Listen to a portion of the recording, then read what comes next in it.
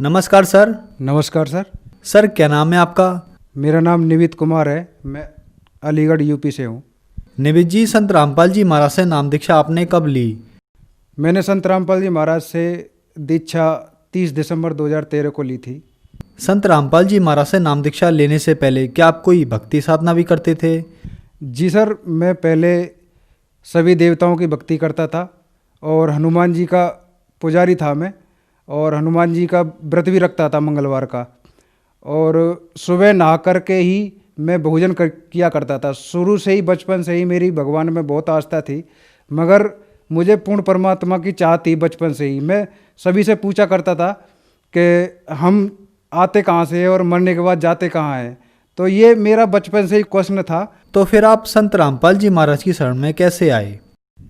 जी, मैं पुलिस की जॉब करता हूँ और मेरी पोस्टिंग बुलंदशहर औरंगाबाद थाने में थी। संत रामपाल जी महाराज के शिष्य हैं शेर सिंह दास, तो उनके द्वारा पंपलेट बांटे गए थे पूरे थाने में। तो पंपलेट में लिखा था अवश्य जानिए। उसमें क्वेश्चन थे कि ब्रह्मा विष्णु महेश के माता पिता कौन है, शेरा वाली माता का पति कौन है, हमारा जन्म मृत्यु क्यों होता है, इसके पीछे क्या राज है, हम इतनी भक्ति करते हैं फिर भी दुखी क्यों है, सृष्टि रचना के बारे में संपूर्ण जानकारी। तो ये क्वेश्चन थे। ये क्वेश्चन मैंने जैसे ही वो पंपलेट लेकर पढ़ा तो मेरे अंदर एक साथ प्रेरणा जागृत हुई कि मुझे ये क्वेश्चन जानने की बहुत दिन से आस वो लगी हुई है, प्रेरणा है। तो मैंने वो पुस्तक के बारे में देखा कि ये ज्ञान गंगा पुस्तक में जानकारी है। तो मैंने उन शेर सिंह जो हमारे भाई हैं, वो भी स्टाफ से ही हैं, तो उनसे मैंने कहा कि आप ये पुस्तक ज्ञान गंगा मुझे ला के दो, मैं इसे पढ़ना चाहता हूँ। मैंने वो पुस्तक पढ़ना चालू कर दिया। तो मैं जैसे जैसे सृष्टि रचना पढ़ता गया, मैं सभी से कहूँ भाई हम यहाँ के रहने वाले नहीं हैं, हम सतोलक के रहने वाले हैं, हम तो यहाँ गलत फंस गए इस काल के जाल में। जो स्टाफ के थे हमारे सभी को बताने लगा कि भाई हम यहाँ के मूल्यवासी नहीं हैं, ये पुस्तक मिली है भाई, आप भी इसको पढ़ो और इसको मंगा के पढ़ो। तो सभी स्टाफ वाले बोले कि भाई तू तो क्या है, तू तो पढ़ा रहता है चारपाई पे और तू इस पुस्तक को पढ़ते पढ़ते पागल सा हो गया। तू तो ये अपने ज्ञान गंगा पुस्तक क्या संत रामपाल जी महाराज की मिली, तू तो जन क्या क्या बकने लगा है। मैं कहा भाई नहीं, वाकई में। और मैं अपने परिवार वालों को भी फ़ोन करके बताऊं कि भाई ऐसे ऐसे हम तो यहाँ बहुत गलत फंसे हुए हैं काल के जाल में, हमको तो यहाँ से निकलना है, हम तो परमात्मा के लोक में रहते थे, वहाँ से अपनी गलती करके आए हैं, तो हम यहाँ से निकलेंगे भाई। ये मैंने ये पुस्तक, एक ज्ञान गंगा पुस्तक पढ़ी है संत रामपाल जी महाराज की, तो वो उसको मैं आके आपको बताऊँगा गाँव घर पर आकर। तो सभी बोले कि तू क्या कह रहा है, तू कहाँ से चक्कर में पड़ गया, इनके बाबाओं के चक्कर में। मैं कहा नहीं भाई, ये मुझे पुस्तक मिली है, सभी शास्त्रों से प्रमाण सहित है, चारों वेद गीता। और मैंने उनसे कहा ये जो गीता में लिखे हुए हैं, जो श्लोक लिखे हुए हैं, इनके बारे में जो प्रमाण सहित सतगुरु रामपाल जी महाराज ने बताया है, तो ये क्या गीता में भी प्रमाण है? तो शेर सिंह जो हमारे मित्र हैं वो बोले कि हाँ बिल्कुल हैं। मैं कहा भाई वो गीता और ला के दो। तो मैंने उन्हें 50 रुपये दिए, क्योंकि मैं कहीं जा नहीं सकता था, तो उन्हें 50 रुपये देकर वो गीता मंगाई। तो गीता में भी मैंने जो गीता के श्लोक दे रखे थे वो सारे मिलान किए। उसके बाद मैंने माना कि हाँ भाई ये प्रमाण सहित ज्ञान है, क्योंकि गीता में भी वही ज्ञान है जो इस पुस्तक में है।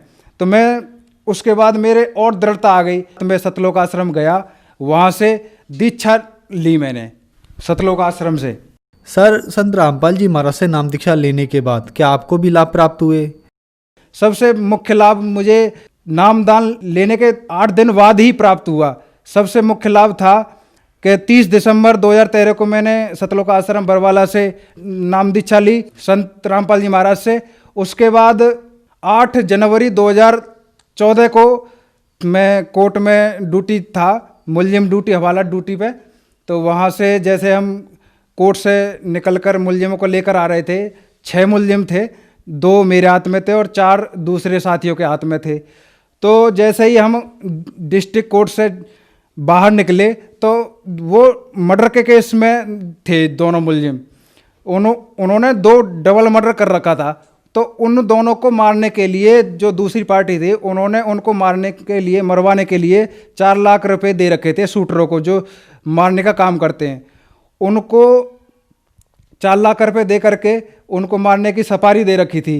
तो मैं उनको जैसे ही कोर्ट से बाहर निकले, हम सभी जो पुलिस वाले थे, तो हम जैसे डिस्ट्रिक्ट कोर्ट से बाहर निकले तो वकील की ड्रेस में, हमें पता भी नहीं था कि ये वकील हैं कि कौन है। तो हम जैसे ही बरामदे में आए तो उन्होंने सामने से मुश्किल से 10 कदम दूरी पे ही दोनों शूटरों ने अपनी पिस्टल से लगातार फायरिंग की और मैं बीच में चल रहा था, दोनों मुलजिम जो है बराबर चल रहे थे।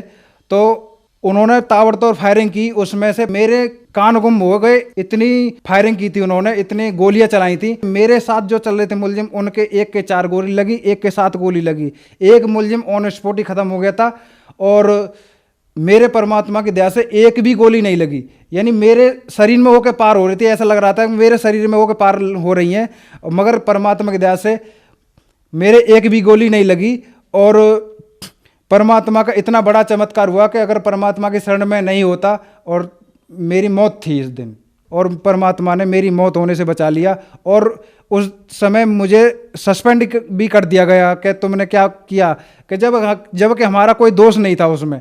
और परमात्मा की दया से 16 दिन बाद मैं बहाल हो गया। उसी समय पत्नी है, उनके बच्चा होने वाला था, तो मैं सस्पेंड चल रहा था घर पे। मैंने परमात्मा से मन ही मन प्रार्थना की, संत रामपाल जी महाराज मेरा तो कोई नहीं है, मैं यहाँ गांव में हूँ और घरवाली के भी बच्चा होने वाला है, अब क्या होगा। परमात्मा से जैसे ही संत रामपाल जी महाराज से मैंने प्रार्थना की, तो उसके बाद सुबह यानी रात को तो हमारी घरवाली के लड़की पैदा हो गई परमात्मा की दया से, गुरुदेव की दया से। और उसके बाद सुबह ही फ़ोन आया ऑफिस से कि भाई तुम्हें जो है बहाल कर दिया गया, तुम सुबह से अपनी ड्यूटी ज्वाइन कर सकते हो। तो मुझे बड़ी खुशी हुई कि मेरी घरवाली के बच्चा भी नॉर्मल हो गया और वो गुरुदेव की दया से मेरी वो ड्यूटी भी बहाल हो गई और मैं नौकर पे भी आ गया सतगुरु संत रामपाल जी महाराज की दया से। एक सबसे बड़ा और लाभ हुआ कि हम संत रामपाल जी महाराज की पेशी पे जा रहे थे, तो रास्ते में हम बैन से जा रहे थे, तो बैन में हम 7 भगत थे जो गुरु भाई हैं, हम 7 जने थे। तो हम हिसार और रोहतक के बीच में जैसे ही पहुंचे थे, रोड बन रहा था, एक साइड से काम चल रहा था, एक साइड से रोड चालू था। तो हमारी जो बैन थी वो एक ट्रक को ओवरटेक कर रही थी। सामने से एक डंपर आ रहा था, वो भी ट्रक टाइप का होता है जिसमें मट्टी भरी थी, तो उसको एक ट्रक 10 टैरा उसे ओवरटेक कर रहा था। हमारे ड्राइवर ने उसे देख नहीं पाया, उसने ओवरटेक करके सामने ले गया ओवरटेक करने के लिए। तो सामने से जैसे ही दिखाई दिया कि भाई अब आज तो सारे मरेंगे, आज तो बचने का कोई नाम ही नहीं है। मगर संत रामपाल जी महाराज की दया से हम जो है हमारी गाड़ी इस तरह से बीच में, यानी मुश्किल से 3-4 फुट में ही बीच में होकर निकल गई, ऐसे 2 पहियों पे निकल गई और हमें बिल्कुल भी खरोंच नहीं आई। हमारे पीछे एक स्विफ्ट गाड़ी थी, वो भी ओवरटेक कर रही थी ट्रक को, तो वो उसमें जाकर जो ओवरटेक कर रहा था सामने से ट्रक, उसमें जाकर ठुक गई। हमने पीछे मुड़ के देखा कि भाई इनका तो बेचारों को काम हो गया। हम संत रामपाल जी महाराज की दया से आज हम बच गए, नहीं तो हमारी निश्चित ही सभी की मौत थी।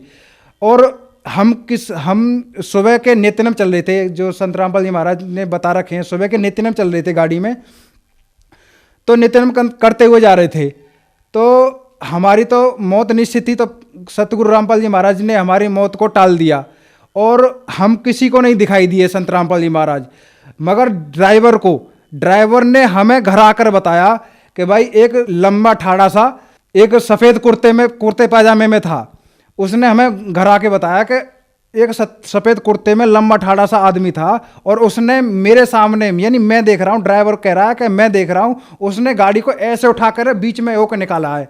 यानी हमको परमात्मा नहीं दिखाई दिए संत रामपाल जी महाराज, मगर उस ड्राइवर को संत रामपाल जी महाराज ने दिखाया कि भाई मैं अपने शिष्यों के साथ हमेशा रहता हूँ और मौत होने से मैं बचा लेता हूँ। तो संत रामपाल जी महाराज उसको दिखाई दिए और संत रामपाल जी महाराज ने ही उस वैन को दोनों ट्रकों के बीच में होकर निकाल के आगे, यानी जैसा चल रही थी ऐसा ही चलता कर दिया। तो हमें सभी की जान संत रामपाल जी महाराज ने बचाई। उस दिन भी हमारी निश्चित ही मौत थी, उस दिन भी संत रामपाल जी महाराज की दया से हमारी मृत्यु जो है टली। और तीसरा लाभ ये हुआ, हमारी भक्तमती जो हमारी घरवाली है उसके 4 mm की पथरी थी। मेरे बड़ी बेचैनी सी हो गई। तो परमात्मा कहते हैं कि मैं अपने भक्त की बेचैनी नहीं दे सकता। तो संत रामपाल जी महाराज से मैंने प्रार्थना की। तो संत रामपाल जी महाराज का आदेश आया कि परमात्मा दया करेंगे। तो परमात्मा दया करेंगे, मुझे तो तसल्ली हो गई। मगर फिर भी कहते ना कि भाई एक बार और सभी से मैंने डिसीजन किया कि जी मेरे घरवाली के पथरी है और पित्त की थैली में है, और डॉक्टरों को भी दिखाया। डॉक्टर बोले कि भाई इसका तो इलाज जो है ऑपरेशन ही कराना पड़ता है, पित्त की थैली में ऑपरेशन ही होता है, यानी पित्त की थैली निकालनी पड़ती है। जो पथरी हो जाती है पित्त की थैली में तो पित्त की थैली ही निकालनी पड़ती है। तो मेरे और बेचैनी हो गई, मगर पित्त की थैली निकल जाएगी और कहीं और ज़्यादा गड़बड़ ना हो जाए।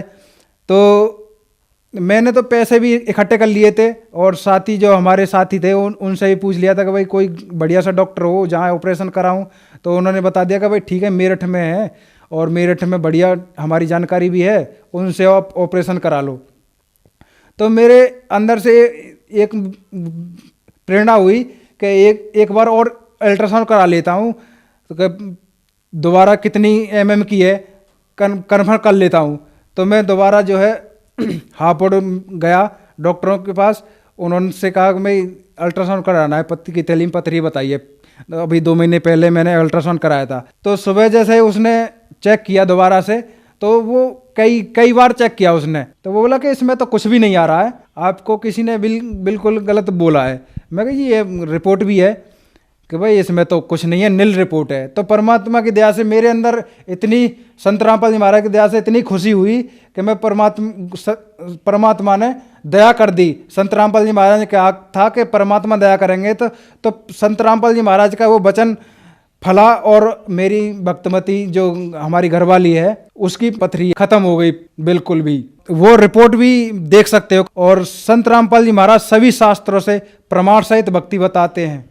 और भी लाभ मिले जी। मैं पहले बियर पीता था और यानी गलत संगत में पड़ता जा रहा था, मांस भी खाने लगा था। पहले मैं नहीं खाता था, अंदर से इच्छा नहीं होती थी, मगर जॉब करते करते गलत आदत पड़ने जा रही थी, यानी उसमें बढ़ता ही जा रहा था। अगर संत रामपाल जी महाराज का ये ज्ञान प्राप्त नहीं होता तो मैं बहुत ही गलत संगति में पड़ चुका था। मगर जैसे मुझे ज्ञान हुआ तो मैंने सब कुछ छोड़ दिया, सब कुछ त्याग दिया।